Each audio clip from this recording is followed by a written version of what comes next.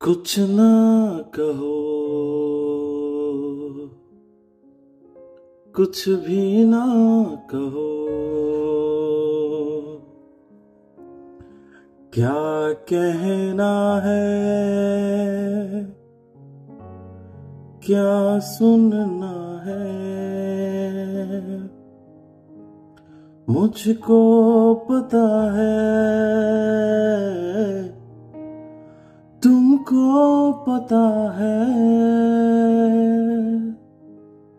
समय का ये पल थम सा गया है, और इस पल में कोई नहीं है, बस एक मैं हूँ, बस एक तुम हो। कुछ ना कहो, कुछ भी ना कहो। আর.ডি. বর্মনের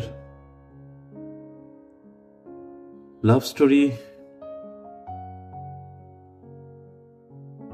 এই অ্যালবামটা ছিল ওনার জীবনের শেষ অ্যালবাম। এর পরে উনি মারা যায়।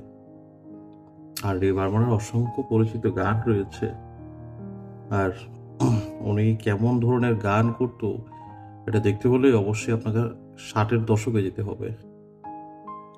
60-এর দশক থেকে 90 দশক পর্যন্ত উনি অসাধারণ গান তার শ্রোতাদেরকে উপহার দিয়েছে।